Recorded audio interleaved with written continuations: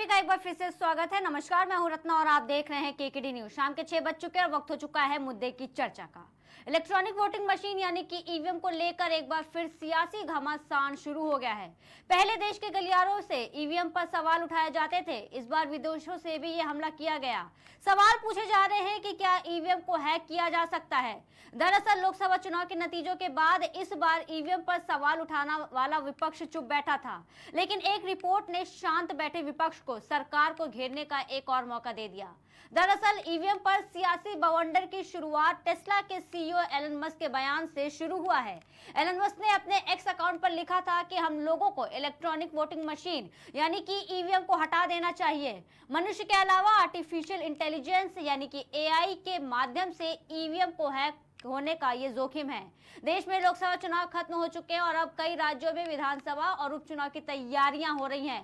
लोकसभा चुनाव 2024 के नतीजे 4 जून को सामने आए थे।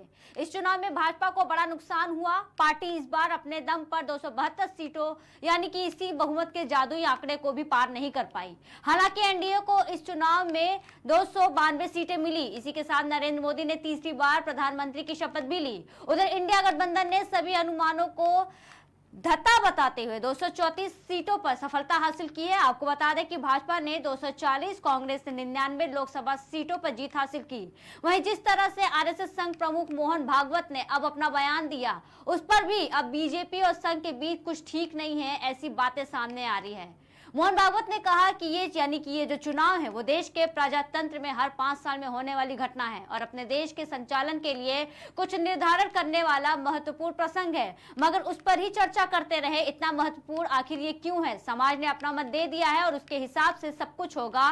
क्यों और कैसे हुआ, हम संघ के लोग इसमें नहीं पड़ते, लेकिन कुशलस उपसमता का ध्यान रखते हुए काम करना चाहिए और काम करते समय दूसरों को धक्का नहीं लगाना चाहिए।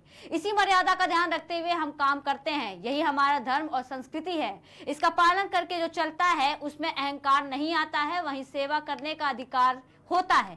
इसमें धर्म, समाज और लोकतंत्र जैसे विषयों पर अपने विचार रखे। हाल ही में संपन्न हुए लोकसभा चुनाव पर भी वो बोले।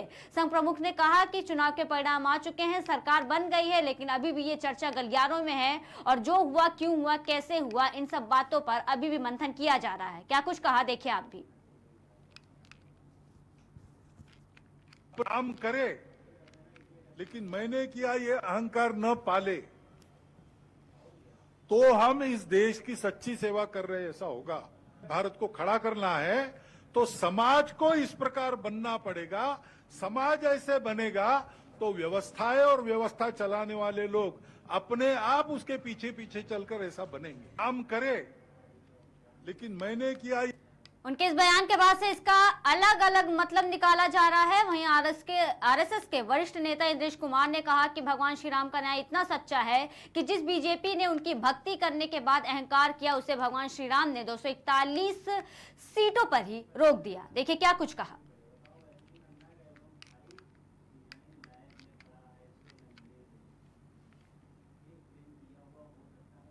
जिन्होंने राम का विरोध किया वो सब सत्ता से बाहर हैं। जिन्होंने राम की भक्ति का संकल्प लिया आज वो सत्ता में है और तीसरी बार की सरकार श्री नरेंद्र मोदी के नेतृत्व में बन गई है। देश उनके नेतृत्व में दिन दुगनी रात चौगनी तरक्की करेगा, यह विश्वास जन जन में जागृत हुआ है और ये विश्वास फले फूले, इसकी शुभकामना करते हैं। जिन्होंने राम का विरोध किया वो सब सत्ता से बाहर हैं। जिन्होंने राम की भक्ति का तो कुछ इस तरीके से इंद्रजीत ने अपने बातों को रखा, जहां एक तरफ उन्होंने बीजेपी को लेकर के कहा कि सत्ता में वो है, लेकिन जो हार रही है, जो हार उन्होंने अयोध्या में देखा, वो कहीं ना कहीं उनके अहंकार का ही नतीजा था। बातें उन्होंने विपक्ष और पक्ष दोनों को लेकर के कही, लेकिन इसका भी अब अलग मतलब निकाला जा रहा है और कहीं ना कहीं ये बात भी सामने निकल के आ रही है कि अब आरएसएस के बीच में और बीजेपी, इन दोनों के बीच में खटास पैदा हो गई है और कुछ भी ठीक नहीं है। तमाम मुद्दों को लेकर के हमारे साथ बातचीत करने के लिए हमारे पैनलिस्ट जुड़ चुके हैं। बीजेपी से राजीव मिश्रा जी, कांग्रेस से यामीन कादिर, आपसे अभिषेक प्रताप सिंह और खास गेस्ट हमारे साथ पॉलिटिकल एनालिस्ट हमारे साथ सुनील त्रिपाठी जी भी हैं। पहला सवाल राजीव मिश्रा जी आपसे लेते हुए कि जिस तरीके से ये बातें कही जा रही है कि अब कहीं ना कहीं ये खटास पैदा हो गई है और बीजेपी और आरएसएस के जो रिश्ते हैं वो अपने आप में ही जो बयानबाजी किए जा रहे हैं वो एक दूसरे पर ही निशाने को लेकर के किए जा रहे हैं। राजीव जी। रत्ना जी नमस्कार। पैनल में बैठे हुए सभी लोगों को नमस्कार। मेरे हिसाब से ऐसी कोई मतभेद नहीं है जिस पे बहुत ज्यादा चर्चा करने की आवश्यकता है। लोकसभा चुनाव बीते हैं, ऐसी चर्चाएं होना आम बात है और मुझे नहीं लगता है कि इससे भारतीय जनता पार्टी या आरएसएस के बीच में कोई गलतफहमी या मनमुटाव की स्थिति आई है। यह एक प्रक्रिया है, समीक्षा की प्रक्रिया है। इस समीक्षा में ऐसे बयान दोनों ही पार्टियों की तरफ से आएंगे क्योंकि यहाँ भारतीय जनता पार्टी को अपनी भी समीक्षा करनी है, आरएसएस को अपनी भूमिका की भी समीक्षा करनी है। और रही बात भारतीय जनता पार्टी आरएसएस के मार्गदर्शन में चलती रही है, सभी को पता है, क्योंकि आरएसएस का भी मूल मंत्र यही है कि राष्ट्र प्रथम, और भारतीय जनता पार्टी कहीं ना कहीं उसको ही सरोकार करते हुए आगे बढ़ती है कि राष्ट्र प्रथम। ये सिर्फ आज की बात नहीं है, जब से आरएसएस बनी, जनसंघ बना और आज भारतीय जनता पार्टी है। कहीं ना कहीं आरएसएस मार्गदर्शक के रूप में भारतीय जनता पार्टी को हमेशा उपलब्ध रहा है और आज भी अगर आरएसएस की बात आए तो कहीं ना कहीं भारतीय जनता पार्टी उसका हमेशा ही लाभ लेती रही है, उनके मार्गदर्शन का अनुसरण करती रही है। और ये ऐसे बयान से बहुत ज्यादा खटास या मनमुटाव की स्थिति नहीं है। रत्ना जी। जी राजीव जी, इसी पर हम प्रतिक्रिया ले लेते हैं। हमारे साथ हमारे गेस्ट हैं सुनील त्रिपाठी जी, पॉलिटिकल एनालिस्ट हैं। सुनील जी, आपकी इस पे क्या प्रतिक्रिया है? क्योंकि जिस तरीके से पहले आरएसएस की बात करते थे, बीजेपी की बात करते थे, तो इनके बीच का जो एक कह सकते थे जिस तरीके से इन्होंने काम किया और जिस तरीके के इनके समझौते हुए थे, तो ये बातें अब जो कही जा रही है बीजेपी को लेकर के आरएसएस की तरफ से, ये कहीं ना कहीं चौंकाने वाली बात है। इस पे आपकी प्रतिक्रिया? जी देखिए रत्ना जी, मैं भी अपने विद्यार्थी जीवन में विद्यार्थी परिषद का एक कार्यकर्ता रहा हूं। जी। मैं आरएसएस और बीजेपी के संबंधों को बाखूबी जानता हूं कि कितने अच्छे संबंध हैं और कौन किसका पिता है, कौन किसका बच्चा है। तो मैं दावे के साथ यही कहना चाहूंगा कि आरएसएस माता और पिता भाजपा का दोनों है, क्योंकि आप भी देखते हैं जिस तरह से आरएसएस इस राष्ट्र के लिए दिन रात सेवा में लगा रहता है। छोटे छोटे कैंप उनके हर मोहल्ले गलियों में दिखाई पड़ते हैं। 5 बजे लोग सोते हैं, उससे पहले आरएसएस के कैंप गली कूचों और पार्कों में दिखाई पड़ते हैं। आरएसएस हमेशा चिंतन और मंथन राष्ट्र को लेकर करता है। और आपको याद होगा 1984 में जब इंदिरा जी की हत्या हुई है, यही राष्ट्रीय स्वयंसेवक संघ कांग्रेस के साथ निष्पक्ष रूप से खड़ा था। तो मैं तो राष्ट्रीय स्वयंसेवक को इस बात के लिए धन्यवाद देना चाह रहा हूं कि इनके कार्यकर्ता, इनके पदाधिकारी राष्ट्र की सेवा में दिन रात अपने जीवन को अर्पण करते रहते हैं। भारतीय जनता पार्टी का ये अहंकार है नरेंद्र मोदी जी का और हमारे योगी जी का और नड्डा जी का। जिस तरह से नड्डा जी के बयान आरएसएस को लेके आए कि अब भारतीय जनता पार्टी बहुत आगे बढ़ चुकी है, आरएसएस की आवश्यकता नहीं है। शायद ये जो दुष्परिणाम आए हैं जीत के, ये उसका एक कारण है। क्योंकि जब कोई पुत्र अपने पिता को भूल जाता है तो उसका मार्ग अच्छा नहीं होता है। और आरएसएस भारतीय जनता पार्टी की मां और पिता दोनों है। आपने देखा होगा, चाहे स्वर्गीय अटल बिहारी वाजपेयी जी हमारे प्रधानमंत्री रहे, वो भी आरएसएस से आए। बाबू कल्याण सिंह जी रहे, आरएसएस से आए। आरएसएस को मैं यार कहूं तो लेता नहीं देता है वो। और इस बार जो आरएसएस और भारतीय जनता पार्टी के बीच में मतभेद रहे, उत्तर प्रदेश में जो सीटें आई हैं भाजपा की, उसका मेन कारण है, मैं आपके राष्ट्रीय चैनल पर नाम नहीं ले सकता हूं, एक वरिष्ठ आरएसएस के पदाधिकारी ने हमसे कहा था कि इस बार हमारा कार्यकर्ता क्यों निराश है, क्यों बूथों पे नहीं निकल रहा है, इससे भारतीय जनता पार्टी कहीं कहीं नुकसान हो रहा है। और कैसे निकलेगा जब आप कह रहे हैं कि भारतीय जनता पार्टी को आवश्यकता ही नहीं है, मोदी जी के नेतृत्व में बीजेपी बहुत आगे निकल चुकी है। आज भी जिस तरह से बयानबाजी हुई बीच में, मैं विपक्ष को बड़ा निवेदन साथ कहना चाह रहा हूं कि जो विपक्ष आरएसएस को कभी आतंकवादी संगठन कहता था, कभी राष्ट्र विरोधी संगठन कहता था, वो भी आज आरएसएस की तारीफ करता हुआ नजर आया है। कई चैनलों में डिबेट में बैठा हूं, देखा हूं इस बात को, और कई चैनलों में सुना भी हूं। ये आपस का मामला है, घर का मामला है। भाजपा और आरएसएस कहीं न कहीं बैठकर समझ लें, क्योंकि दोनों एक दूसरे से अलग नहीं हो सकते हैं। अलग होंगे तो चाहे आरएसएस हो चाहे बीजेपी हो, दोनों का नुकसान होगा।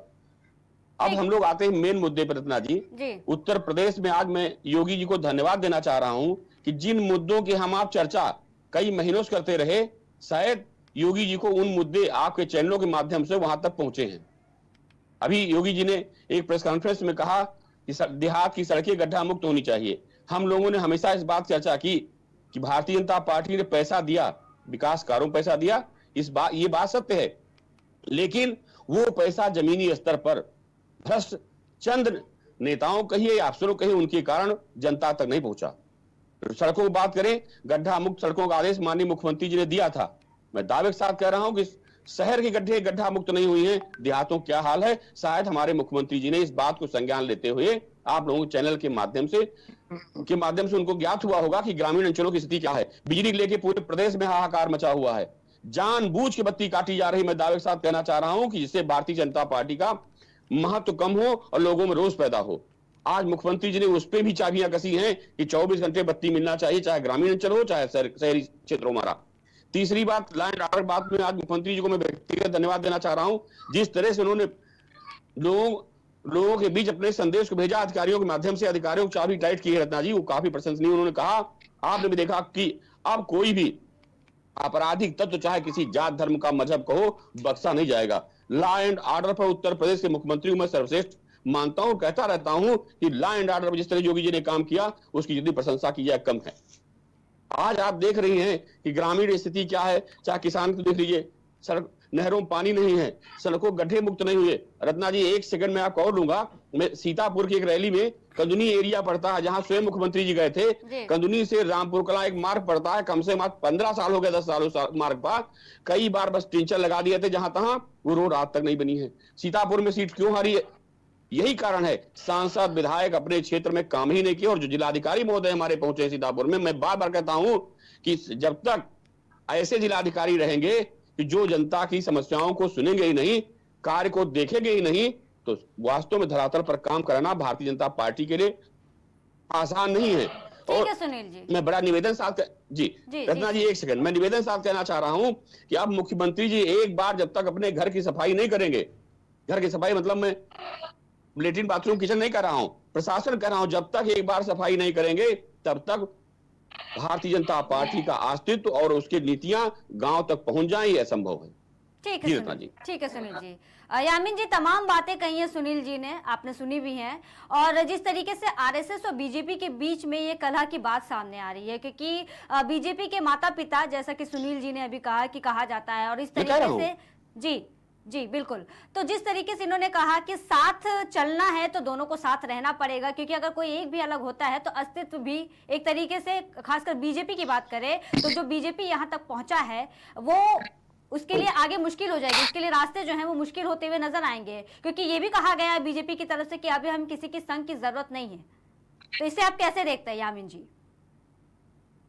देखिएगा जी, आरएसएस और बीजेपी का संबंध है, हमारे जर्नलिस्ट महोदय ने बताया, वो बिल्कुल सत्य बताया है कि पिता है, लेकिन पुत्र जब बलवान हो जाता है तो वो अपने पिता के कर्तव्यों को भूल जाता है, अपने पिता के जो निष्ठावानी है, जो अपने पिता के जो सिद्धांत हैं उनके विपरीत चलने का कार्य करना शुरू करता है, तो उसका खामियाजा पुत्र को भुगतना पड़ता है। मैं कह सकता हूं कि जिस वक्त नड्डा जी ने चुनावों के बीच में ये बयान दे दिया था कि हम आरएसएस की अब आवश्यकता नहीं है, बीजेपी स्वयं में मजबूत है, फिर मैं कहता हूं, एक जगह हमारे जर्नलिस्ट महोदय कह रहे थे कि दोनों को नुकसान होगा, नहीं, खाली भारतीय जनता पार्टी को नुकसान होगा। आरएसएस के कौन लोग हैं जो सत्ता का लाभ लेते हैं, सत्ता से जो है फायदा उठा रहे हैं, या चुनाव लड़ रहे हैं, या मुख्यमंत्री और बनाने की बात आती है। श्री मोहन भागवत जी ने अभी चुनावों के बाद और परिणाम आने के बाद एक बात कही मणिपुर पर जो चिंता व्यक्त की, काश अगर ये चिंता व्यक्त चुनाव के दौरान आ जाती, मतदान से पूर्व आ जाती, तो भारतीय जनता पार्टी की सीटों में और कमी हो जाती, जैसे मोहन भागवत जी ने कहा। और चिंता व्यक्त की, उन्हें चिंता हुई राष्ट्र की और मणिपुर की कि वहां के हालात अच्छे नहीं है। भारतीय जनता पार्टी ने आज तक वहां के मुख्यमंत्री को हटाना भी जो है गवारा नहीं समझा। वहां शांति व्यवस्था कायम तो बहुत दूर है, वहां बीजेपी की सरकार है, वहां के मुख्यमंत्री से जवाब तलब नहीं किया गया। यह देश की जनता देख रही है। आरएसएस ने जब देखा कि भारतीय जनता पार्टी अपने अहंकार में डूब रही है, तो उनको बाहर आना पड़ा मोहन भागवत जी को, और उन्होंने ये बता दिया कि मैं किसी भी पार्टी के, खास तौर से भारतीय जनता पार्टी के किसी भी पार्टी के गलत कार्यों के साथ नहीं खड़ा हूं। मणिपुर को लेकर ये सिद्ध किया कि मैं जो है हमेशा देश की जनता की बात कर रहा हूं इस वक्त, और इसलिए भारतीय जनता पार्टी की ये हालत हुई। और आगामी भविष्य में देखिएगा, अगर इनका अहंकार इसी तरह से चलता रहा, इनके नेताओं का अहंकार इसी तरह से चलता रहा, चाहे लॉ एंड ऑर्डर की बात हो, चाहे व्यवस्था की बात हो, चाहे जो है मतदाताओं के सुरक्षा की बात हो, सब जनता भूल जाएगी, क्योंकि इनके अहंकार के आगे, और जनता जो है अपने मन की बात करेगी, इनके मन की बात नहीं सुनेगी। अब जो सरकार बनी है वो मन की बात जनता से नहीं कहेगी, अब जन जन की आवाज बन के ये मन की बात जनता कहेगी, मतदाताओं की आवाज सुननी होगी मोदी जी को, भारतीय जनता पार्टी को। इसलिए मैं कह सकता हूं निष्पक्ष रूप से कि भारतीय जनता पार्टी ने जो अहंकार पैदा किया उसका परिणाम भुगता, और आगामी अगर चुनाव जो होंगे उसमें देख लेना कि इनका परिणाम और भुगतने को तैयार रहे भारतीय जनता पार्टी। अहंकार किसी का नहीं रहा है, तो ये तो दल है, दल का कैसे रह जाता। इनको सड़क पर धरातल पे आके देखना होगा, काम करना होगा। हवाई वादे, सभाओं में स्पीच और खाली अखबारबाजी और अधिकारियों को निर्देश से काम नहीं बनेगा।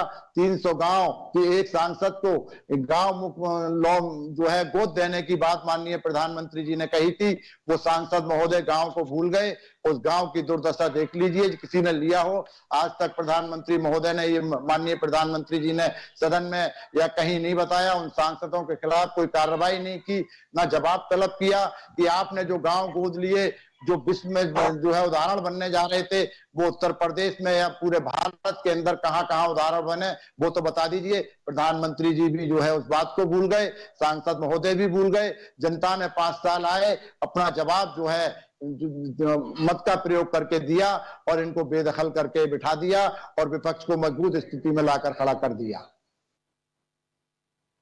यही कहना चाहता हूं मैं। जी जी जी, राजेश जी कुछ कहना चाह रहे थे। राजेश जी, जिस तरीके की तमाम बातें कही गई हैं, 4 जून को नतीजे आ गए और आज 17 तारीख हो गई है, लेकिन अभी भी जो नतीजे हैं उनको लेकर के बहसबाजी जारी है। पहले कहा जाता था कि विपक्ष जो है अब ईवीएम पे सवाल नहीं उठा रहा है। चुनाव से पहले कहा जाता था कि देखिएगा नतीजे आएंगे और विपक्ष जो है वो ईवीएम पे हमलावर होगा। लेकिन अब देश की बात नहीं हो रही। जिस तरीके से एलन मस्क ने अपना बयान दिया, उन्होंने कहा कि मनुष्य तो छोड़ो, जो AI है, तो आने वाले वक्त में भी ये ईवीएम से अगर होती रही, इलेक्शंस होते रहें, तो कहीं ना कहीं ये जोखिम भरा होने वाला है। तो इस पर क्या जवाब होगा? और तमाम तरीके की, जैसे लोकसभा के चुनाव खत्म हुए, विधानसभा की कई राज्यों में तैयारियां भी शुरू हो गई हैं, तो अब क्या स्ट्रैटेजी होने वाली है सत्ता पक्ष की ओर से? जो बीजेपी है वो क्या करने वाली है? क्योंकि जिस तरीके से आज जो पश्चिम बंगाल में रेल हादसा हुआ है, उसको लेकर के भी विपक्ष हमलावर होता हुआ नजर आ रहा है। लालू यादव ने ये कहा है कि जिस तरीके से ये लगातार, क्योंकि 1 साल पहले बालासोर में हमने ट्रेन हादसे को देखा, और अब 1 साल बाद फिर जून के ही महीने में भी वो शायद हादसे हुए थे, अगर मैं गलत नहीं हूं, तो फिर ये ट्रेन हादसा हुआ। लगातार ट्रेन हादसे होते जा रहे हैं, लेकिन इस पर भी कोई कार्रवाई और कहीं कुछ कड़ी कार्रवाई नहीं की जा रही है। क्योंकि कवच की बात कही गई थी, कवच की भी कोई बात सामने नहीं आई है, और बार बार हमेशा यही कहा जाता है, रेल मंत्री की तरफ से भी यही कह दिया जाता है कि अभी कुछ भी कहना संभव नहीं है। तो तमाम तरीके से कहीं ना कहीं ये सत्ता पक्ष जो है वो तो तमाम विवादों में घिरा है, क्योंकि विपक्ष तो हमलावर होता आ रहा है। क्योंकि पहले नतीजों की बात थी, जनता की समस्याओं को लेकर के, अब जनता की ही बात हुई, रेल हादसे हुए। तो आपका जवाब जानना चाहूंगी, और उससे पहले जो आपके साथियों ने आपको कई बातें कही हैं उस पर भी आप अपनी प्रतिक्रिया दीजिए। राजीव जी। देखिए रत्ना जी, सबसे पहले श्रीमान एलन मस्क पे मैं आना चाहूंगा। न जाने कौन से ये ग्रह की मानसिकता रखते हैं। एक तरफ तो वो मानव विहीन फुली AI कंप्लीटेड टेस्ला की कार बनाते हैं, और इससे वो ये कहते हैं कि आने वाले दिनों में ड्राइवर की जरूरत नहीं होगी, आप अपने गंतव्य का लोकेशन इस गाड़ी में फिट करेंगे और वहां पहुंच जाएंगे। दूसरी तरफ इंडिया के लिए वो बयान देते हैं या विश्व के लिए बयान देते हैं कि ईवीएम जैसी चीज सही नहीं है, इसे हैक किया जा सकता है। रत्ना जी, एक बार एलन मस्क से कोई अच्छा बढ़िया हैकर हो वो जाके पूछे कि जो आप गंतव्य का लोकेशन लगाते हैं क्या वो हैक करके आपको नरक में नहीं पहुंचा सकता है? ये हास्यास्पद है, पूरी तरह से मैं इसे हास्यास्पद मानता हूं कि एलन मस्क जैसा विद्वान इस तरह की बातें करे, वैश्विक विचार मंच पे उनकी बातें सुनी जाती है और इस तरह के बयान दे। अब मैं ईवीएम पे आता हूं रत्ना जी। चुनाव पूर्व जब डिबेट में हम बैठा करते थे, मैंने कहा था पूर्व में ही कि देखिए जब चुनाव नतीजे 4 जून के आएंगे तो सबसे पहली बदनामी जो होगी वो होगी ईवीएम की। तो रत्ना जी, मैं पूछना चाहूंगा, जहां ये सारे एग्जिट पोल हमें 400 प्लस दिखा रहे थे, नहीं 400 प्लस तो किसी ने 360 के नीचे की कल्पना नहीं की थी। उसके बाद अगर हमारी सीटें स्वयं की 241 या 40 आती हैं, चुपचाप हो जाता है ईवीएम, बड़ी शरीफ हो जाती है ईवीएम, हैकर भी काम नहीं कर पाते अपना ढंग से। पश्चिम बंगाल में जब हम जाते हैं, एग्जिट पोल वहां के जो नतीजा दिखाते हैं उससे हम ममता बनर्जी को परास्त करते हुए दिखाई देते हैं। राजस्थान में भी हमारी स्थिति अच्छी दिखाई देती है। वहीं उलट अरविंद केजरीवाल, जब अरविंद केजरीवाल जी की पार्टी के डिबेट में प्रवक्ता बैठा करते थे तो 7 में से वो 7 सीटें जीतने का दम रखते थे और हम भी अपने बड़े हिसाब से मैं आज भी प्रवक्ता अरविंद केजरीवाल प्रवक्ता आज भी पार्टी में है, ये आप बोल रहे हैं। मैं आज भी हूँ अभी डिबेट में, अभी मेरा मौका है, मैं आपका जवाब दूंगा। श्रीमान जी, वही हम भी कहा करते थे कि अच्छी मैंडेट हमारी आने जा रही है पश्चिम बंगाल में। उड़ीसा में हमारी जीत की कल्पना थी, लेकिन नवीन पटनायक की वो हार होगी किसी ने नहीं सोचा था। तो ईवीएम की चर्चा मुझे नहीं लगता है, अब ये बीते दिनों की बात हो गई। नई चीजें लाएं, नई अच्छी चीजें लाएं, आप हमसे उम्मीदें करते हैं, हमें अच्छा लगता है। राजीव जी, मेरा सवाल सुन लीजिए। राजीव जी, रत्ना जी, मेरा एक सवाल सुन लीजिए। यहीं पे मैं क्रॉस क्वेश्चन एक करना चाहूंगी, आप ही को मौका दूंगी राजीव जी, कि जब कोई इंटरनेशनल पर्सनालिटी होती है, जब वो हमारे देश के इंटरफेयर करती है, चीजों का मैटर में इंटरफेयर करती है, तो अगर आपके जैसे बीजेपी को लेके कहती है, जैसे मोदी जी ग्लोबल स्टार है, ग्लोबल पर्सनैलिटी है, क्योंकि उनका जो ओहदा है, जिस तरीके से उनकी पहचान है इंटरनेशनल लेवल पे, इस पर आप लोग बहुत प्राउड फील करते हैं। तो अगर कोई बाहर की पर्सनालिटी उनकी तारीफ करती है, बात करती है, तो आप लोग बड़े गर्वित महसूस होते हैं। हम भी महसूस करते हैं बिल्कुल कि हमारे प्रधानमंत्री का नाम है, वो रिप्रेजेंट कर रहे हैं। लेकिन जब एलन मस्क ने ये बात कही, उन्होंने तो एक पॉसिबिलिटीज बताई है ना, फ्यूचर किसने देखा है, लेकिन फ्यूचर में अगर इलेक्ट्रॉनिक चीज़ों का इस्तेमाल किया जा रहा है और AI जनरेट किया जा रहा है, हम तो तमाम जगह AI को ये झलक भी देख रहे हैं ना। आप कहीं भी देख लीजिए, न्यूज़ चैनल्स में देख लीजिए, आप AI को देख लीजिए, रोबोट जापान में जाइए, देख लीजिए वहां पे।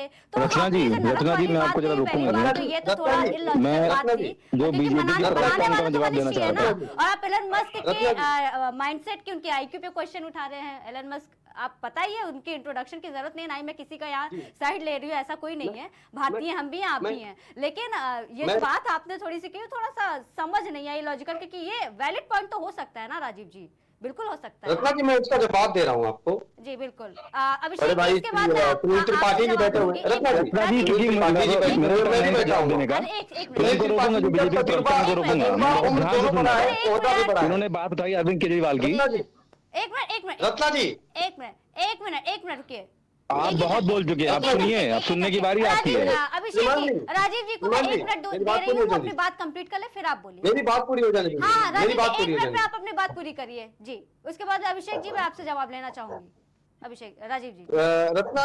रत्ना जी, मैंने उदाहरण दिया कि इस पैनल में बैठे हुए चुनाव से संबंधित रणनीतिकार और अच्छी समझ रखते हैं सामाजिक विषयों की बड़े भाई श्री सुनील त्रिपाठी जी। मुझसे ओहदे में भी बड़े हैं, उम्र में भी बड़े हैं और शायद तजुर्बा इनका मुझसे कई गुना बेहतर है। मैं एक चीज बताऊंगा, अभी ये इस डिबेट में मुझे छींक आती है तो हो सकता है कि ये नॉर्मल सी बात हो, लेकिन जब सुनील भैया छींकते हैं तो ये होगा कि अरे इनकी तबीयत खराब हो गई क्या। मैं एलन मस्क पे ही जा रहा हूँ। रत्ना जी, मैं जा रहा हूं।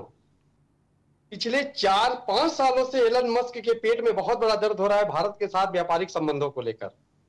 मैं आपसे बताना चाहता हूं, भारत सरकार को कई बार दबाव में लाने का प्रयास कर चुके हैं कि वह टेस्ला का कार जो अमेरिका में बने वो आयातित होकर भारत में बिके, लेकिन भारत सरकार ने यह साफ कर दिया है कि हम तभी ये टेस्ला के साथ संबंध, व्यापारिक संबंध रखेंगे जब टेस्ला का निर्माण भारत में हो और भारत में ही बिके। तो ऐसे बयान देकर सरकारी और राजनीतिक अस्थिरता फैलाना कोई बहुत साधारण सी बात नहीं है। अमेरिका जैसे संबंधित बड़े व्यवसायियों के लिए कोई बहुत बड़ी बात नहीं है। इसके पहले से भी भारतीय राजनीति में उनका हस्तक्षेप जाहिर रहा है। बड़े भैया सुनील त्रिपाठी जी भी जानते होंगे। भारतीय राजनीति को अस्थिर करने के लिए अमेरिका कोई नया चाल नहीं चल रहा है, कोई बिल्कुल भी नया चाल नहीं चल रहा है। और ये इसीलिए भी चल रहा है क्योंकि भारत की सामाजिक समरसता, सामाजिक अखंडता, उसमें बड़ा छोटी सी बारीक कड़ी होती है, उसमें कोई सी बात का अंतर डाल के आप उसको पैदा कर सकते हैं। टेस्ला के संस्थापक, टेस्ला के सबसे बड़े उत्तरदायित्व का जिम्मेदारी संभालने वाले एलन मस्क का ये जो बयान है कहीं ना कहीं चीजों से प्रेरित है। और भारत की सरकार जो स्वदेशी जानती है, स्वदेशी अपनाना जानती है। कभी हम आयात किया करते थे, आज निर्यात किया करते हैं। कभी हम आयात किया करते थे, आज निर्यात किया करते हैं। आखिर एलन मस्क साहब को भारत में टेस्ला की क्या बनाने में क्या दिक्कत है? ईवीएम के चुनाव में हो रहे हैं, क्या भारत में अस्थिरता फैल सकती है ईवीएम के नतीजों से? क्या भारत ठीक है राजीव, अब ये बोल चुके हैं, इनका बोलना हो चुका, हमारे बाकी मेहमान भी हमारे साथ है, उनको भी मौका देंगे क्योंकि ऑलरेडी आधा घंटा बीत चुका है। 1 मिनट, ठीक है। अभिषेक जी, आप अपनी बात, तमाम प्रतिक्रियाएं सुनिए आप। पहली चीज तो हमारा जो भी आरएसएस ने एक बयान उठाया है, आरएसएस पूरी तरीके बीजेपी से अलग हो रही है, पहली चीज, क्योंकि जेपी नड्डा जी को जरूरत नहीं है आरएसएस की। आरएसएस का बयान आ चुका है, ये पूरी तरीके से देश में हार चुके हैं। राम का गमन बना है उत्तर प्रदेश में, ये फैजाबाद हारे, ये बस्ती हारे, ये सुल्तानपुर हारे, ये रायबरेली हारे, ये अमेठी हारे, मतलब राम का गमन ये पूरी तरीके हार चुके हैं। आपकी बात में सुनने बीच में बिल्कुल बोलिए, बीच में बोलिए। और इंसान तभी जीवित रह सकता है जब उसके अंदर आत्मा का प्रवेश हो। तुम्हारी बीजेपी की आत्मा पूरी तरीके मर चुकी है। आज अयोध्या वासियों को भर भर के बीजेपी गाली दे रही है। 2 बार पंचवर्षीय चुनाव जिताया अयोध्या वासियों ने, तब वो गैर जातीय नहीं थे, आज वो गैर जातीय हो गए हैं। आज बोलते हैं उनके यहाँ जाओ प्रसाद न लो, पानी पी के चले आओ। मतलब किस तरीके मानसिकता तुम्हारे अंदर आ चुकी है? 2 बार तुमको सिर चढ़ाया, तुम दे रहे हो। राम भगवान सौदागरों के पुजारी नहीं है, जो राम भगवान का पुजारी है उसको राम भगवान ने जिताया। और जितनी आस्था आपके अंदर है उसकी ज्यादा आस्था हमारे अंदर है। हम पहले भी पुजारी थे, आज भी पुजारी हैं, हम सौदागर नहीं है। पूरे राम के नाम पे पूरे देश में वोट मांगा, आप वहीं से हार गए। अरे राम से लगे जितने जिले वहां पे हार गए, कोई जवाब है आपके पास? आपका ही सांसद वहां पे संविधान बनाने चलता है, आपका ही सांसद वहां पे लोगों की अत्याचार करता है, मतलब कोई बात करने जाओ सुनता नहीं है। आज जो चुनाव हारे हैं उत्तर प्रदेश में, पूरे देश में आप अपनी इज्जत बचा के फिर रहे हैं। आप कहते 400 पार, 400 पार, अपनी इज्जत आपकी बच गई, बड़ी बात है। 2027 में देखिए क्या हाल होगा। योगी आदित्यनाथ जी को आप लोग हटाने जा रहे थे, लेकिन माननीय केजरीवाल जी ने जब से बयान दिया हुआ है तब से आप बच गए हैं। आप केजरीवाल जी ने कहा कि चुनाव के जस्ट बाद योगी आदित्यनाथ जी को हटाएंगे, तो आप हटाने जा रहे थे, लेकिन उनके बयान खंडन किया। योगी आदित्यनाथ जी को आपने बचा के रखा हुआ है। जहां तक रही आरएसएस की बात, आरएसएस आपसे पल्ला झाड़ चुकी है। आप ये जान लीजिए, आप चुनाव नहीं, पूरी इतनी बेतरकी जो आपका 1980 में चुनाव था वो आपका हाल होने वाला है, ये आप जान लीजिए। अटल जी 2 सीट लेके बैठे हुए थे, वही हाल नरेंद्र मोदी जी का होगा। नरेंद्र मोदी जी 3 साल बाद उनकी रिटायरमेंट का समय आ गया। ये संविधान बिल मोदी जी ने पास किया था, 75 साल के बाद क्या रिटायरमेंट हो गई? इसका जवाब दीजिए। कौन प्रधानमंत्री बनेगा उनकी जगह पे? ये पहले आप तय करिए, अमित शाह जी बनेंगे कि आदित्यनाथ जी बनेंगे? श्रीमान जी, हमने तो बता दिया था कि नरेंद्र मोदी जी प्रधानमंत्री बन रहे हैं। आप अपना बताइए, आपके दूल्हे कहाँ हैं? कौन कौन से घाट का पानी पी रहे हैं? हमारे दूल्हे बहुत सारे हैं, पढ़े लिखे हैं। हमारे दूल्हे बहुत सारे पढ़े लिखे हैं। 10वीं फेल कोई नहीं है, कोई आईएएस है, कोई पीसीएस है, कोई कैम्ब्रिज से पढ़ा लिखा है। 10वीं फेल नहीं कोई यहाँ पे कि मार्क्सशीट लेके हमको घुमाना पड़े। प्रधानमंत्री पीछे की कालों में इसीलिए खड़े होते थे क्या? आपके पेट में अभी दर्द ना हो, हमारे पास बहुत चेहरे हैं। लेकिन पहले आप बताइए कि 2-3 साल बाद कौन बनेगा प्रधानमंत्री? जब 65 साल की उम्र पूरी होगी। का दृश्य देखने के बाद आपके पेट में बुलबुला मच रहा होगा और आपने फिर डिग्रियों की बात कर दी।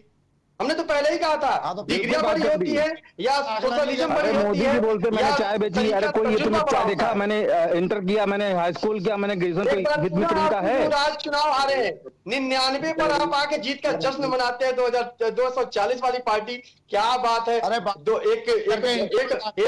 जी, रत्ना जी उनकी बात सुन लीजिए, मैं अभी क्विक कर रहा हूं। पैर क्या लगा दिया आपने? तो चेतक समझ लिया श्रीमान जी।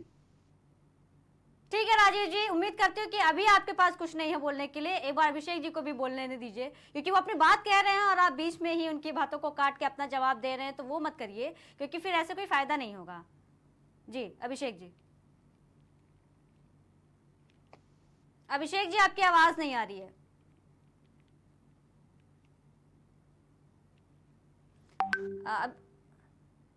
ठीक है सुनील जी, आपकी तरफ आते हुए आपकी क्या प्रतिक्रिया है, क्योंकि आप पूरे कॉन्वर्सेशन में कभी मुस्कुरा रहे हैं, कभी आप हाथ उठा रहे हैं, कुछ जवाब देने की बात कर रहे थे, तो इस पर आपकी पूरी प्रतिक्रिया क्या है? जी रत्ना जी, मैं दोनों प्रवक्ताओं की बात सुन रहा था। बिल्कुल।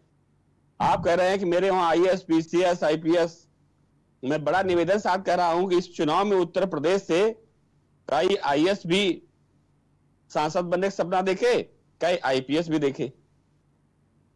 हमारे प्रमुख सचिव रहे, सचिव मुख्यमंत्री रहे, आलोक रंजन जी भी संसद बनने गए थे, क्या बन पाए? देखिए, ब्यूरोक्रेट्स, कोई निकल गया तो निकल गया। ये ब्यूरोक्रेट्स वो लोग रत्ना जी कि शहर निकलते हैं तो पर्दे डाल लेते हैं। अगर मैं गलत कह रहा हूं, आप वरिष्ठ पत्रकार हैं, आप भी देखती होंगी कि हमको कोई देख ना पाए, इतना पर्दा नसीन होकर सड़कों पर निकलते हैं कि जिस जनता के आप सेवक हैं, उस जनता के बीच में पर्दा डाल देते हैं कि वो जनता कहीं आपको दे ना सके। फिर जब रिटायर हो जाते हैं तो आम जनता की तरह आप, जैसे वो जनता वैसे आप फिर अपेक्षा करते हैं मैं संसद बनूं, विधायक बनूं, तो शायद कोई किस्मत वाला ही होता है, या सोशल आदमी जो ब्यूरोक्रेट सोशल होता है, वही मंत्री, विधायक, सांसद बनता है। लेकिन जो पर्दे लगा के शहर भर में घूमते हैं, वो सपना इस बात छोड़ टिकट तो मिल सकता है, क्योंकि उनके पास संसाधन है, व्यवस्थाएं हैं, लेकिन जनता उन्हें कितना पसंद करती है रत्ना जी, इस बार चुनाव में भी आपने देखा हो, बाखूबी देखा है। और जो हमारे मित्र कह रहे थे कि आरएसएस और भाजपा अलग हो जाएगी, तो राजीव जी हमारे छोटे भाई सही कह रहे हैं कि शरीर के दो पैर होते हैं, अगर एक पैर ना हो तो आदमी विकलांग हो जाता है। इसलिए ये हेलो जी जी जी सुनील जी, ये रत्ना जी देखिए, घर का मामला है। कल तक आरएसएस को सुनील जी आपकी आवाज कुछ नेटवर्क इशू है। हाँ। जी सुनील जी, हेलो जी जी आई कंटिन्यू आवाज? करिए। जी बिल्कुल। हेलो रत्ना जी, मैं ये कहना चाह रहा हूं कि जिस आरएसएस को लोग गलत कहते थे, आज उसी आरएसएस की लोग तारीफ कर रहे हैं। क्यों भाई?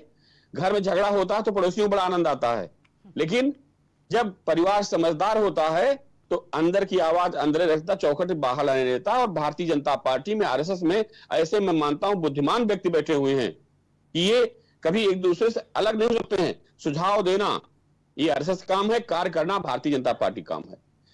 ये आरएसएस के साथ साथ रत्ना जी कई ऐसे मुद्दे रहे जिन पे हम आप चर्चा भी करते रहे कि मध्यम क्लास को भारतीय जनता पार्टी ने एकदम छोड़ दिया। बिल्कुल। जिस किसी मध्यम क्लास बता दीजिए कि 10 सालों में उत्तर प्रदेश कोई राहत मिली हो, किसी टैक्स में राहत मिली हो, शिक्षा में राहत मिली हो, कि कोई एक टैक्स ऐसा है उसके अलावा आपने जीएसटी ला दिया। मीडियम क्लास के अखबारों जिस तरह से शोषण हुआ दिल्ली से लेकर उत्तर प्रदेश, 1 लाख अखबार दिल्ली से यहां तक बंद हुए, लखनऊ 15,000 अखबार बंद हुए, आपने उनके ऊपर जीएसटी ला दी। इतने कठोर शासन ला दिया मीडिया के ऊपर, जो खबरें गांवों से ला, जो आज मुख्यमंत्री चर्चा कर रहे हैं, मैं कहना चाहूंगी जो खबर ला के गांवों से विधानसभा के मंत्रियों तक पहुंचाते थे, उनके सचिवालय पास उनके विज्ञापन, अखबार बंद करा दिए आपने। तो मीडियम क्लास, मैं पूर्ण रूप से मानता हूं कि medium class Bharatiya Janata party से अलग हो गया। मीडियम क्लास की रत्ना जी जात नहीं है, मीडियम क्लास में तो हर जात धर्म के लोग हैं। जिस आप अनाज की बात करती, मैं सदैव चर्चा करता रहा हूं कि यही कांग्रेस कहती 80 करोड़ लोग गरीब हो गए भारतीय जनता पार्टी कार्यकाल में।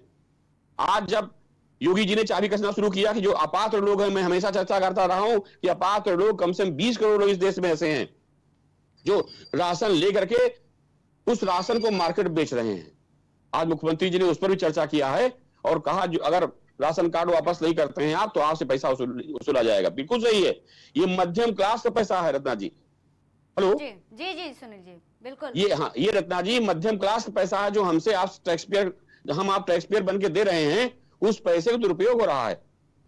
हम चाहते हैं कि सरकार गरीबों के लिए, जो हमारे पिछड़े हैं भाई, जिनके पास व्यवस्था नहीं, दलित है, शोषित हैं, गरीब हैं, उनको लाभ दे। लेकिन जो मजबूत लोग अर्थव्यवस्था में मजबूत हैं, अगर वो कहीं से फायदा ले रहे हैं तो जो अधिकारियों ने उनको फायदा दिया है उन पर भी एक्शन होना चाहिए कि आपका राशन कार्ड बना कैसे।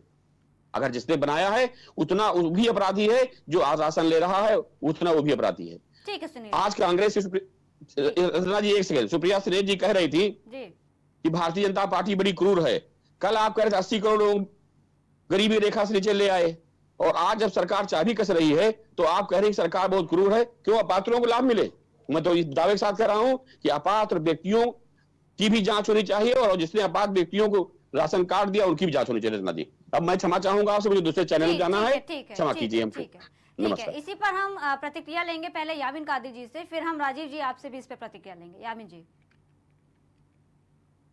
देखिएगा रत्ना जी, ये बात बिल्कुल सही कही थी कि ऐसे लोग भी राशन ले रहे हैं जिन पर की कार मेंटेनेंस कर रहे हैं और घर भी जो है उनके स्वयं के 100-200 गज में है और बड़े पैसे वाले हैं, वो राशन ले रहे हैं। और ऐसे गरीब भी हैं, उनको राशन कार्ड ही नहीं बन पाए, तो बेचारे डेली मजदूरी करके अपना शाम को पालन पोषण कर रहे हैं परिवार का, उनके भी राशन कार्ड नहीं है। दोनों तरह के लोग इस वक्त जो है पात्र भी हैं और अपात्र भी हैं। अगर योगी जी करना चाहते हैं तो इसकी निष्पक्ष अधिकारियों से जांच कराइएगा। ये नहीं कि लीपापोती जांच के नाम पर हो जाए, जांच करने जाएं वहां पर जाकर के सुविधा शुल्क लेकर के और रिपोर्ट उनके फेवर में लगा दी जाए। जांच हो तो स्पष्ट हो और उनसे एक वसूली का कार्यक्रम लागू कर दिया जाए। योगी जी ने जब सत्ता में आए थे कहा था कि जो लोग संपन्न हैं और यदि वो राशन ले रहे हैं अपात्र लोगों का, जिन पर मोटरसाइकिल है, ये टू व्हीलर है, उनको नहीं दिया जाएगा। तो वो आज उस कानून के तहत उन लोगों से वसूली अगर निकालते हैं, रिकवरी करते हैं, तो मैं समझता हूं इसका इस कानून में कुछ नजर आएगा, पारदर्शिता। और दूसरी बात मैं एक ये कहना चाहता हूं कि जो उत्तर प्रदेश के अंदर और क्या पूरे भारत के अंदर कांग्रेस को हर जगह दोषी ठहराया जाता है। कांग्रेस ने देश के लिए बहुत जो है अच्छे कानून व्यवस्था दिए, पंचायती राज को खत्म किया, नवाबी और जो राजाओं के जो सब्सिडी जाती थी उनको खत्म किया, बैंकों का राष्ट्रीयकरण किया। तो कांग्रेस ने अपने हिसाब से बहुत अच्छे कार्य किए, उन्होंने जनहित में कार्य किए और उन्होंने ये काम नहीं किया कि कुछ खास मित्रों को जो है उनके कर्जे बैंक से माफ करा दिए जाए, बैंक से लोन दिला दिया जाए और भारत के अंदर उन्हीं मित्रों को जो है वर्चस्व बना दिया जाए, उन्हीं को व्यापारी बना दिया जाए। और वो व्यापारी वर्ग प्राइवेटेशन करने के बाद में आज कलम पर, कॉपी पर, रबड़ पर, पेंसिल पर टैक्स लगा दें 18% जीएसटी, आज कफन पे भी जीएसटी लगी हुई है। तो मैं रत्ना जी ये कहना चाहता हूं कि पारदर्शिता आनी चाहिए और जो है भारत के मतदाताओं का भला होना चाहिए, तब हम समझेंगे। और जो करोड़पति, अरबपति, खरबपति बने हुए बैठे हैं भारत के पैसे लेकर, बैंकों का रुपया हड़प कर, उनसे वो वसूली होनी चाहिए। जब ये जनता समझेगी कि वास्तव में आप निष्पक्ष काम कर रहे हैं और जनहित में कार्य कर रहे हैं और जो है जनता से किए वायदे पूरे कर रहे हैं, वरना आप जो है जनता को 15 लाख की तरह धोखा दे रहे हैं, 2 करोड़ नौकरियों की तरह धोखा दे रहे हैं, तीसरे टर्म में भी आप धोखा देने का काम कर रहे हैं। इसलिए आपको जो है धरातल पे आके काम करना होगा। ठीक है यामीन जी, इसी पर प्रतिक्रिया लेते हैं। आखिरी प्रतिक्रिया राजीव जी से। राजीव जी, जिस तरीके से तमाम तरीके की बातें की गई हैं और इस पर आपकी क्या प्रतिक्रिया है? और पारदर्शिता की बात की गई है कि ट्रांसपेरेंसी नहीं रहती है और अहंकार रहा है, तो अब वो अहंकार अभी भी उसकी बातें की जा रही हैं। तो ये चीज़ क्यों नहीं आप लोग अपना लेते हैं कि कहीं ना कहीं वो अहंकार ही था कि अयोध्या में आपको ऐसे हार का सामना करना पड़ा? राजीव जी। रत्ना जी, यासीन साहब बड़े काबिल प्रवक्ता हैं, आपको तो पहले ईद उल अजहा की बहुत बहुत मुबारकबाद। मैं पूछना चाहता हूं कि पूर्ववर्ती कांग्रेस के सरकारों में 7 बार IMF से वैश्विक सहायता के अंतर्गत आपको आर्थिक मदद IMF से क्यों लेनी पड़ी? आखिर क्या इसकी आवश्यकता थी? रही बात 1947 के बाद जो विनिमय पूंजी थी, उसमें सबसे ज्यादा हस्तक्षेप किन सरकारों की थी? आज हमने जीएसटी संग्रह के नाम पर देश को कश्मीर जैसे जगहों पे चेनाब नदी के ऊपर अत्याधुनिक पुल दिया है। नवी मुंबई में समुद्र के पास जो पुल बना है, समुद्र पर जो पुल बना है, ऐतिहासिक है। जो अंडर वाटर टनल बने हैं वो ऐतिहासिक है। देश में पूरे विश्व का जो विश्व रिकॉर्ड है वो हमारे भारत के पास है, सबसे तेज हाईवे बनाने का वो हमारे पास है। आखिर आप हमें बताइए, आखिर ये चीजें बगैर IMF से गिरवी पैसे लिए कहां से संभव है? रही बात आप मध्यम वर्ग की बात करती हैं, मध्यम वर्ग को हमने रोजगार के तमाम ऐसे अवसर मुहैया कराए हैं जहां उनके पास से उनकी आर्थिक स्थिति मजबूत हो सके। कांग्रेस ने देश के युवाओं के लिए बस एक ही चीज छोड़ा था कि आप सिर्फ और सिर्फ मजदूरी करो। शिक्षा का राज्य सरकारों के साथ गठबंधन उनका था, खुलेआम छोड़ दी गई थी। और आज ये कफन की बातें करते हैं, जीएसटी की बातें बड़ी बुरी लगती हैं। आपको पता है किस किस तरह के घोटाले किए गए थे कांग्रेस सरकार में, रक्षा से लेकर आसमान में से लेकर जमीन के अंदर कोयला तक लेकर, अनाज घोटाला, देश के सम्मान कॉमनवेल्थ घोटाला। मैं क्या बताऊं किस तरह के हालात इन्होंने 2014 में छोड़ा था इस देश के लिए। मध्य प्रदेश का व्यापम घोटाला, लेखपाल भर्ती घोटाला, नीट का पर्चा लीक घोटाला, शारदा घोटाला, महाराष्ट्र का आवास घोटाला, ये सब जो है संविधान की बातें करते हैं, ये जो है संविधान की बातें करते हैं, देश में तानाशाही की बात करते हैं। इंदिरा गांधी ने अपने महत्वाकांक्षी राजनीतिक महत्वाकांक्षा के लिए 2 साल का इन्होंने किस विषय को लेकर, वो कभी आज तक कांग्रेस के व्यक्ति नहीं बता पाएंगे, कांग्रेस के पूर्ण राजनीतिक भी नहीं बता पाएंगे कि ऐसा क्या हालात था कि इमरजेंसी लगानी पड़ी। 20 से अधिक राज्य सरकार जो जनता द्वारा चुनी गई हैं उनको बर्खास्त करना पड़ा। बावजूद अगर आप देश को सशक्त बनाने का आपका आइडियोलॉजी था उस समय, तो फिर ऐसी क्या नौबत आ गई जब 90,000 सैनिक को बंदी बनाने के बावजूद आपने कांग्रेस से जुड़ी चीजों को दिया। आप कभी ये बताएंगे, आप तो जीएसटी पर ही घूमने के रह जाते हैं, लेकिन ये जो चीजें भारतीय जनता को आपने गिफ्ट दी है वो कहाँ रह गया? मुकदमे कर लोगों को जेल में डालने का काम करते हैं आप सारे घोटालेबाजों को लेकर सरकार महाराष्ट्र में बनाने चले जाते हैं। आप ज्योतिरादित्य को लेके अभी आपके कांग्रेस के ही प्रवक्ता महोदय का वीडियो आया था जिसमें वो स्वयं कह रही थी कि केजरीवाल के कारनामों को उजागर करने का काम, केजरीवाल के कारनामों को उजागर करने का काम कांग्रेस ने किया है। कैसे मालूम भाई, कैसे मोदी जी नहीं कहे, इंदिरा ने देश की संपत्ति नहीं बेची, मोदी जी देश की संपत्तियां बेच रहे हैं। देश की संपत्ति मोदी जी के घर की है जो बेचेंगे वो। रेलवे स्टेशनों को प्राइवेटाइजेशन कर रहे हैं, तो देश की आत्मा को ही गिरवी रख दिया।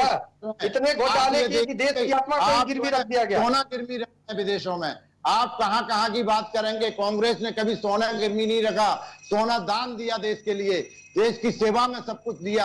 आप तो सोना तक गिरवी रख दे रहे हैं, देश की संपत्ति को प्राइवेटाइजेशन कर दे रहे हैं। हवाई अड्डे इस भारत में जब भुखमरी के हालात थे, आपके प्रधानमंत्री जवाहरलाल नेहरू जी के कपड़े जो है वो लंदन करने के लिए, घूमने के लिए जाते थे।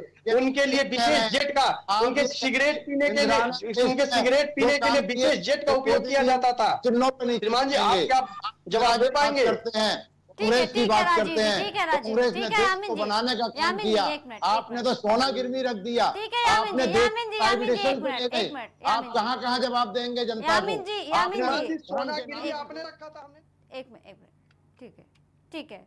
तो जिस तरीके से बार बार अभी भी एक तरीके से कह सकते हैं कि 4 जून के बाद अभी तक नतीजों के बारे में चर्चाएं जो हैं वो गर्म हैं, और एक के बाद एक बार बार ऐसी विपक्ष की तरफ से ये बातें सामने आ रही हैं कि जिस तरीके से नतीजे सामने आए हैं, और अयोध्या को खासकर जिस तरीके से पहले कहा जाता था कि ज़्यादातर जो ध्यान रहा था वो बीजेपी का, वो अयोध्या को लेकर के था, लेकिन अयोध्या में ही जिस तरीके से हार हुई वो उम्मीद नहीं की गई थी। लेकिन बीजेपी है वो इस चीज़ को मानने के लिए तैयार नहीं है। उल्टा उनका कहना है कि वहाँ पे लोगों ने जिस तरीके से उनको वोट दिया है, एक तरीके से वहाँ की जनता को धोखेबाज भी ठहराया है। और इस पर बार बार पहले भी कहा जा रहा था कि जब चुनाव नहीं हुए थे तो चुनाव से पहले ये बात सामने आ रही थी कि जितने भी नतीजे आएंगे, नतीजों के बाद विपक्ष जो है नतीजों को झेल नहीं पाएगा और एक बार फिर से ईवीएम का रोना रोएगा। लेकिन ईवीएम के बारे में कोई बात तो सामने आई नहीं, और ऐसे में अब ईवीएम को लेकर के फिर से चर्चाओं का बाजार गर्म होता हुआ नजर आ रहा है, क्योंकि एलन मस्क ने पोस्ट करते हुए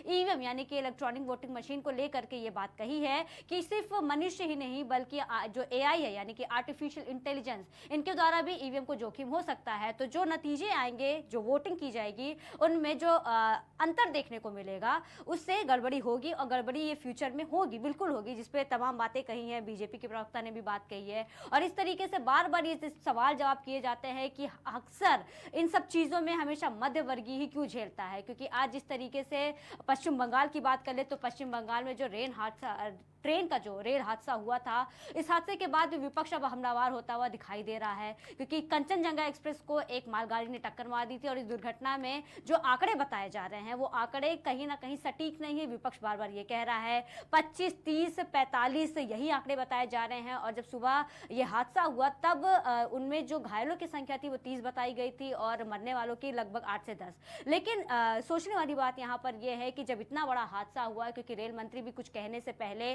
उनका यही कहना है कि कुछ भी कहना असंभव है, अभी जांच पड़ताल चल रही है, लेकिन अक्सर हम ये देखते हैं जिस तरीके से लगातार ये जो दुर्घटना हो रही है, रेल हादसे हो रहे हैं, आखिर इसका जिम्मेदार कौन होगा, इस पर सवाल भी लालू यादव ने पूछा है कि ये जो लगातार ट्रेन हादसे हो रहे हैं, आखिर इनकी जिम्मेदारी कौन लेगा। कब वो दिन आएगा कि जब आम जनता ट्रेन में बैठ करके निश्चिंत हो करके अपनी जो कह सकते हैं अपनी यात्रा का सुखद तरीके से आनंद ले सकते हैं, क्योंकि जिस तरीके से दुर्घटनाएं हो रही हैं ऐसे में अब आम जनता भी डर रही है कि वो ट्रेन से सफर करे या ना करे, क्योंकि ये बड़ा सवाल हो रहा है, क्योंकि 1 साल के बाद ये ट्रेन की जो दुर्घटना हुई है उसके बाद अब ये बार बार सवाल सामने आ रहे हैं और आम जनता जो है वो ट्रेन में सफर करने से पहले सोच रही है। जिस तरीके से इसमें मौत का जो आंकड़ा दिखाया गया है, प्रधानमंत्री की तरफ से मुआवजा देने की भी बात कही गई है, तमाम चीज़ें कही गई हैं कि जो घायल हैं उनको 50,000 की राशि देने की बात कही गई है, लेकिन इस पर भी विपक्ष बार बार सवाल उठा रहा है कि इस पर कोई ठोस कार्रवाई आखिर क्यों नहीं कर रही है सरकार, क्योंकि नतीजों पर बात की जा रही थी, चुनाव अभी खत्म ही हुए हैं और कई राज्यों में विधानसभा चुनाव होने वाले हैं जिसको लेकर के तैयारियां भी शुरू कर दी गई हैं। तो क्या लगता है कि आने वाले समय में जिस तरीके से पहले बीजेपी बहुत ही एक कॉन्फिडेंस के साथ 400 पार का नारा लगा रही थी, लेकिन वो 241 की सीटों पे ही समट के रह गई, तो अब क्या लगता है इसका असर जो है, जो लोगों का गुस्सा है, जैसे अयोध्या में लोगों का गुस्सा बीजेपी को हार का रास्ता दिखा दिया है, तो क्या लगता है आने वाले समय में भी धीरे धीरे क्या जो बीजेपी का सुपड़ा है वो साफ हो जाएगा, या बीजेपी जो है वो जनता के जो मुद्दे हैं उनको समझेगी और जनता के मुद्दों पे काम करेगी, धरातल पे काम करेगी, और क्या लगता है कि जनता की जो बातें हैं जनता को लुभा पाएगी कि नहीं, क्योंकि इसका कहीं ना कहीं असर अब आने वाले विधानसभा चुनाव में भी देखने को मिलेगा। खैर, नजरें सब पर टिकी हुई है, क्योंकि विपक्ष लगातार बात कही जा रही है कि अभी तक तो मौका नहीं था, लेकिन अब मौका मिल गया है। जिस तरीके से एलन मस्क ने ट्वीट किया है, जिस तरीके से एक्स पे पोस्ट किया है, तो अब लगातार इस पर हमलावर हो रहे हैं विपक्ष, और जिस तरीके से अब आरएसएस और बीजेपी की बिखरने की बात आ रही है, तो ऐसे में बीजेपी अब क्या करेगी, इस पर सवाल उठ रहे हैं बार बार। हमारी नजर रहेगी तमाम खबरों पर और अपडेट देते रहेंगे। हाँ, फिलहाल मुद्दे की चर्चा में बस इतना ही। देखते रहिए केकेडी न्यूज।